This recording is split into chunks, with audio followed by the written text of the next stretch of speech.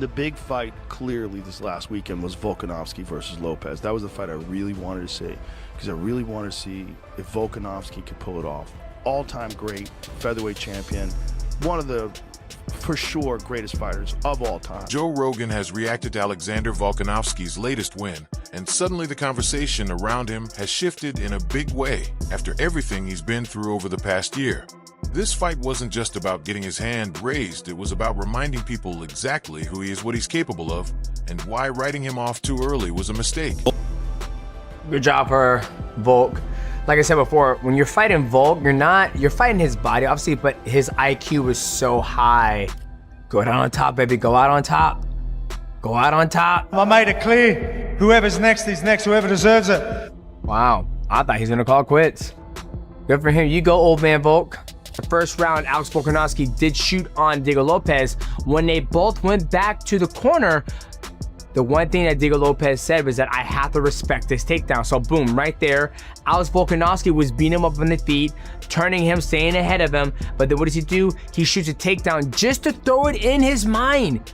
Even though Alex Volkanovski did not succeed with that takedown, he put that check mark in Diego Lopes's mind that I have to respect the takedown. Once again, I felt this fight was too soon for Diego Lopes. He lost twice to the champion. Volk look good, bro. Volk look good. It's just scary when he gets hit, you know? That's the only thing. What is that, the third round when he got hurt? It's kind of scary, but figuring it out, pushing through, bro. It's all love to him. Oh, yeah! Let's go. Let's go. Squeeze, pop up. Oh, fuck. Damn it. Go for it. Hey, jump the ghillie. You gotta jump the ghillie. Oh, yeah. Oh! Popped him. Fuck. Yes. That's it. On top. Again, yes. Reshoot. So I'm saying, like, Volk should finish him, but this guy's tough, man. Volk's gonna keep cracking him. Single. Nah. Volk knows the way. Volk knows the way. He's good. Yeah. He's good. Front to back. Exhibit. Front to back. Death jam. Front to back.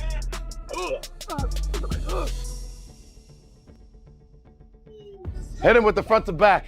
Exhibit. Yes. Clean. He came into this fight with pressure on his shoulders, questions about where, and tear questions about his hunger, and whether the division had finally caught up to him. Instead of easing his way back, he delivered a composed and disciplined performance that silenced much of that noise. Joe Rogan highlighted how sharp he looked from the opening exchanges, the footwork, the timing, and the ability to read his opponent and make adjustments on the fly. This wasn't reckless aggression. This was a veteran champion controlling the fight with IQ, pace, and experience. Agreed with, but it's like bitter because I picked Lopes and I was wrong again in main events so far this year. But I thought this was a shit fight. Volk did his thing though on the outside that he normally does with his jab and his inside low kick and his movement, and waits for you to commit and then he cracks you with his rear hand. And he had a few moments throughout the fight where he would land that type of thing, and he was trying to muscle Diego around in some moments, but that's some way that Diego improved on.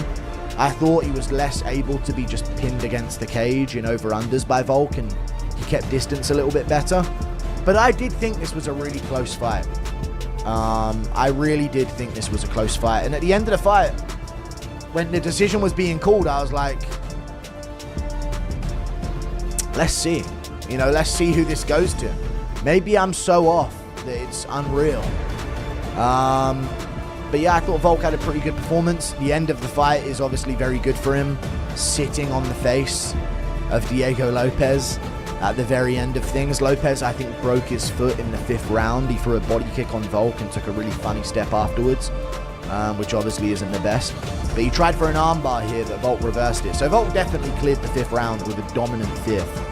And got dominant position and landed all the better shots. But I thought the first 4 rounds were very close. I'll be honest with you. And I don't think this was domination. But I feel like I'm just being rage baited to like counter points that I shouldn't even have to counter. Like, this was a close fight and Volk crafted his way through it and picked the right shots and the right openings and had good moments at the end of the rounds, like at round 2. or round 1, sorry, he ended the round just kind of pushing Diego up against the cage, which was like a good moment for him. And he landed a couple low kicks, I guess, and some jabs that like hit Diego Lopes on the forehead. So that was crazy. I don't know how this got fighted tonight. This was a boring shit fight for 4 straight rounds. And the 5th, it got a bit of fun at the end. But I thought this was a boring shit fight. Last week, I had a feeling that regardless of the result in Sydney, at 37 years of age, after achieving everything there is to achieve in the game and guaranteeing himself a place in the Hall of Fame, I thought that Alexander Volkanovski might just call time in front of his home people. What was I thinking? We are not dealing with a normal human being. The man's like the Benjamin Button of MMA. He's getting better. He's adding more chapters to this magnificent story. The greatest featherweight of all time. And it's an absolute joy to watch him. And from a purely selfish point of view, I want him to fight forever. The fight itself told a clear story. Volkanovski managed distance, brilliantly picked his shots, and never allowed the fight to spiral into chaos. Whenever momentum threatened to shift, he shut it down, and whenever his opponent tried to build confidence, he took it away.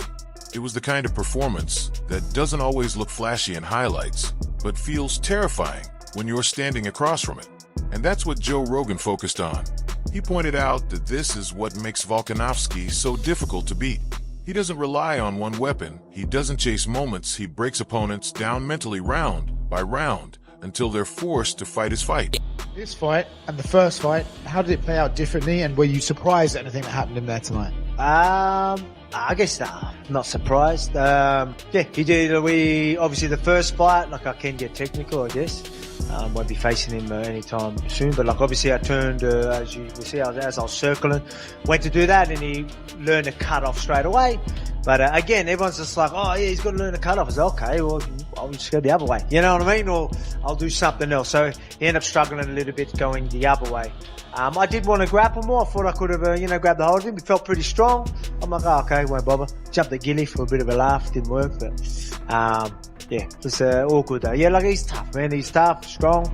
If anything surprised me, it's probably strength. He seemed stronger this camp. So I was going to ask you about that, because it seemed like some of those shots you got him really deep, and he was able to sort of shrug you off much easier than I thought. Not easier, but much better than I thought he was going to be able to. Was that the entire game plan, was to grapple and take him down and maybe land some ground and pound, or was it just you were going to find it out in the moment? I mean, we were going to find it out. Obviously, we wanted to take it down, and the idea was to the main focus, take minimal damage. You know what I mean? 37-year-old man, I don't need to be taking damage. The first fight we had, I was in a lot of pain. I wanted to have a quick turnaround. I couldn't, because there's a lot of things, that I had to recover from in that fight. Yeah, so it's all good. It was there. It was, mate, just to go out there and do what I did, was, again, at this age, 37 years old, just to win, right, is an awesome feeling. And then to do it here in Sydney, not only that, to defend your belt at 37 here in Sydney in front of your family and friends, it's incredible. The MMA community took notice immediately. Fighters praised the discipline, analysts talked about how Volkanovski looked very much alive, and fans, who were starting to question his longevity, were suddenly forced to reconsider. So what's next? That's where things get interesting. With this win, Volkanovski puts himself right back into the center of the title conversation. Whether it's a high-stakes rematch, a fresh challenger, or another legacy, defining about one thing is clear: he's not here to fade quietly. Joe Rogan summed it up best: when Volkanovski looks like this, he's still one of the most complete fighters in the sport, not just at featherweight, but in MMA period. This wasn't just a comeback when it was a statement, and moving forward, anyone looking at the featherweight picture now has to ask themselves one uncomfortable question: